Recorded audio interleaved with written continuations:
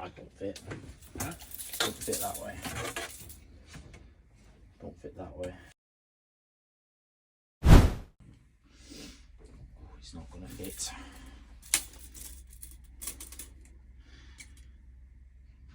Oh, it's not gonna fit. But that's why you bring it to me. Hi guys, Steve at SplitCharge again. So today we've got another job in. Got one of the big 628 amp hour batteries. We've got a 3K multi-plus inverter, 450 watt solar going on the roof, and a Orion XS 50 amp charger from the DC side. And I have to make it all fit in this little tiny box.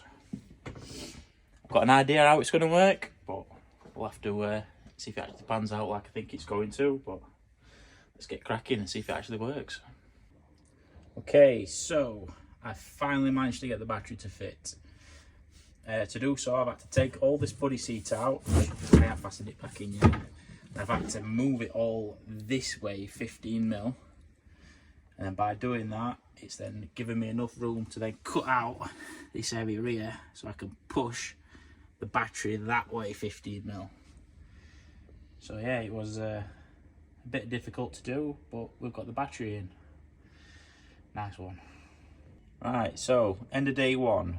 Battery's in, everything's laid out. I've got a platform made for the inverter. So I've built this big #1 shape that's going to support the next level up for the inverter. And the inverter's going to fit on this board like that. So the inverter's going to sit there and everything else is going to be hidden down underneath. And then I've had to put the fuse box. We use these nice, we call them a MIDI mega fuse box. That has all those fuses inside it. And then I also label these for every customer. So when they take the lid off, it says what fuses do everything. So that's got to be accessible. So that's going to get mounted there on top of the battery so it's still seen. So yeah, let's see where we get to tomorrow. Right, day two. So if you come with me.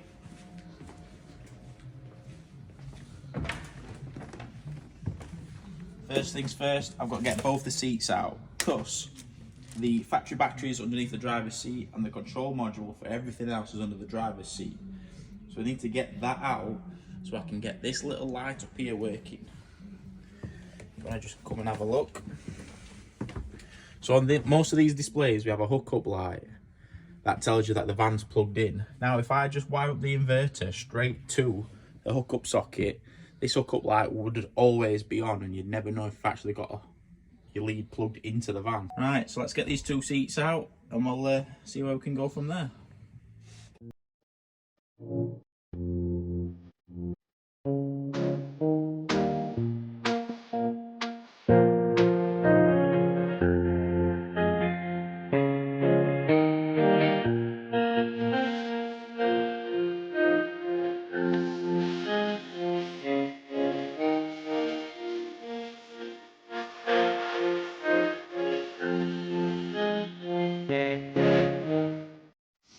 Right, that's the seats out now. So underneath this seat we have the original DC to DC charger. Sometimes we can reuse these and use it as an additional charger, but that's only if they have a lithium setting on it. This one says it does on the box, but I've never been able to get it to actually go over to lithium. And then we have the mains charger built into the actual control box, so I've got to disconnect that one and disconnect that one. Then underneath the driver's seat is the factory battery, so that'll all be taken out and I'll have to extend the wires from that back to our new fuse box underneath that seat. But for now I'll leave that on just to leave the lights on, which makes things a bit easier for me.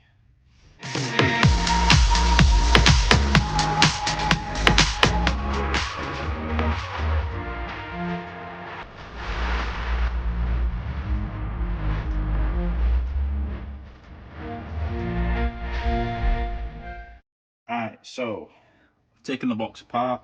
If I touch this onto here, if you want to look up there, Kat, that puts that light on there. If I take it off, like that. So now all I've got to do is do that electrically through the Victron system. So I'll I'll show you that once I get to that point. But for now, that prep's done this side.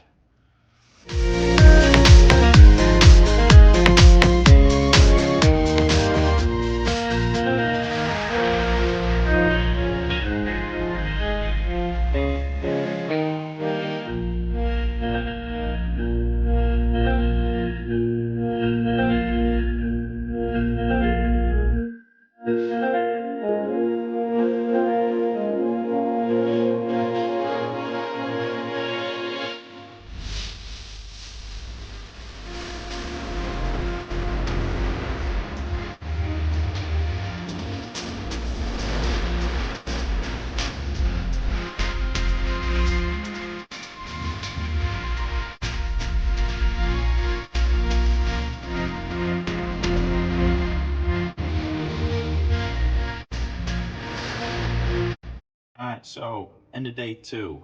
Inverter's in, battery's in, seats are back in. Only thing I've got left to do is now I've got to make a bracket to hold the fuse box, and I also need a small fuse box, so I found some extra wires under the seat. Finished putting the front back together. I've got to run the wire to the back to get into the consumer unit for the actual 240 volt power, and I need to sort the solar out as well. So let's see how we get on tomorrow. Right, so day 3. Got to look at the solar panels now. I was hoping to get one of the big panels in between this gap here, but it's just not quite big enough. So we're going to have to go for the 185 panels. I'm going to change that panel and put another one here, and then if they need more power in the future, there is another room for another 2 here and here. And the system will be able to take 4 of them. So let's get cracking.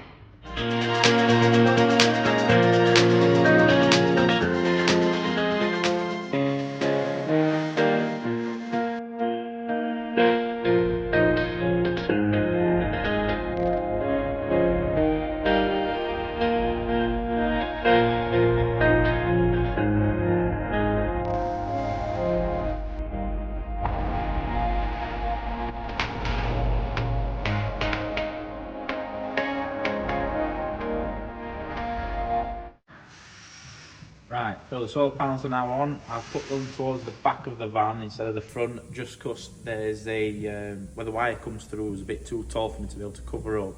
So in the future, if we want to put more panels on, I can take off the original panel, take off the gland in the roof, change it for one of our thinner ones, and then I can put another 2 panels at the top either side. So I have checked, there's enough room to do that, and I should have plenty of power that way. So now all I have left is to connect the inverter to the distribution board in the back of the van. I've already got the wire halfway down underneath. I've just got to drill the penetration through back into the van and then connect that up. And then, so I'm tidying up, putting together, programming, and we're done.